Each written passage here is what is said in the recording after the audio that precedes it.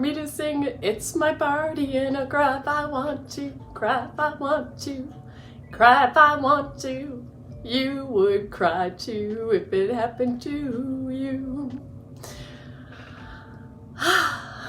Good morning. Oh yeah. Yeah, Sandy. Confessions of showing up and yeah, oh my goodness, how good morning. Hello, darling. So fun. Yeah, so to the brink of being pushed, and for me feeling disrespected. And this has shown up in my life as a mom, as a daughter a little, not so much because I was very careful. Good morning. Hello, gorgeous. Hi, my friend. So I was back singing It's My Party and I cry if I want to. So when pushed, like really pushed, right? It's as we dance through life, and I think about the moments in my life, you know, because it's easy to be a good person when things are going well, right? It's great. It's so easy to, you know, give back and volunteer and just be this awesome, wonderful person. And it's in those really shitty moments when I think, you know, showing up is the most important thing, and just reacting versus, because, you know, in my this year with Dalton that's been so special, you know, I remember one morning coming upstairs or coming out of my bedroom, and my kitchen was thundered. His jacket's on there. There's dishes, like he'd walked away from what he was eating. The dishwasher was open. I had asked him to empty it for me, and my son had walked out the door at, I don't know, 3 a.m. or something, because his brother called. And oh my God, Mama Bear Man, oh my God, took his head off. I went ballistic. And I said some things that, you know, and when you say them, you can't take them back. And I felt very justified, you know, that same message that I got when I grew up, which was, if you're not going to do your part, you don't get to live here. And my son wrote me a letter. He came completely apart, and the two of us sobbed and cried. And, you know, he's had a pretty tumultuous, you know, being a child of divorced parents and back and forth and stuff. It's a lot different than when you have united parents. And so I got to learn a massive lesson through that, and that whole care and respect, and that, you know, yeah, just because you're hurt and angry doesn't mean that it's okay to hurt others, right? And so I know that I let my son down that day, and I've been able to apologize for it, but that's the nails in the fence, you know? You can't take it back. You can do your best to make it right, and then it's you getting to live with it. So same thing, you know, in on day 0, the night before we started, you know, when I got news that hurt my feelings beyond, and I felt disrespected. So day two was the ugliest human I've ever been, ever.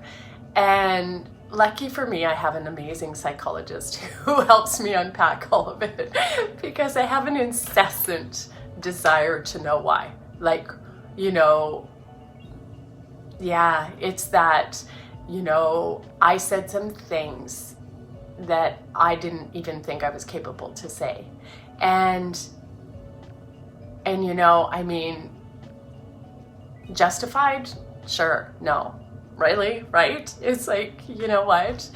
So taking responsibility in the moment and not reacting. So if I could, and I mean, you don't get to do over, and my life is absolutely more beautiful than I could have dreamt it to be today. So I can't ever live in regret. But it was really interesting, because I definitely am not pleased with the person that showed up there. And you know, it's the reaction versus process, and really having that conversation, that inner conversation of, you know, who are you and who do you want to show up as. And so for me, I'm very fortunate in that, you know, some people spend their life in reaction and they lash out constantly and people around them feel shitty all the time. I don't want to be that person. I want to be that person that people can trust to be around, and no matter what happens, that I am the same person in good and in bad situations. And, you know, to be able to say, hey, hang on a second, you know, that really hurts me, or, you know, I need some time, or whatever that looks like. But yeah, it's so this Darian, my incredible psychologist, what he explained to me, and I think I've shared this a little bit, was how I spoke so much about my 3-year-old, my little 3-year-old Cinderella dreamy Sandy, who, you know, just didn't ever think she was good enough. And then my 90-year-old Sandy showed up. And that Sandy knew that life is short and that we take it so seriously, and you know what, don't hang out with people that don't love and respect you, and you just need to keep moving and, you know, tell them off. And so it was fantastic, because how he explained to me was to take 3-year-old I'm not good enough, and his explanation about that is that I'm not good enough conversation is to protect you. And that is so that when people don't treat you as well as you know you deserve to be treated, eventually we learn that that's on them. That, you know, when people show up and they show us who they are and how they treat us, believe them, and you hear it over and over again, because that's who they are. And that's who they're going to be, and they choose to be. It's not about us, right? And so when somebody makes you feel shitty, keep moving. Like, seriously, you know, or stand right from day one and stand in your integrity so that they know.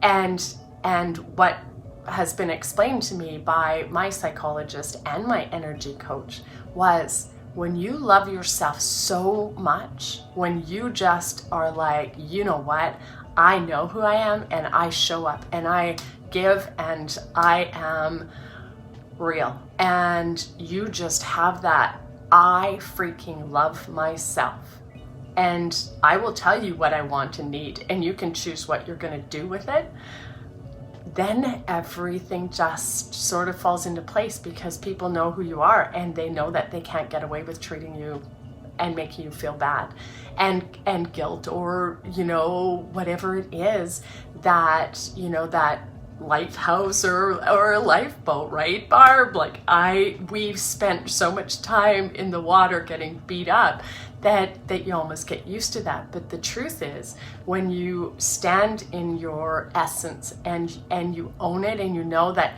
you know what, you're perfect exactly as you are, because you're you, and you're the only you that you could be.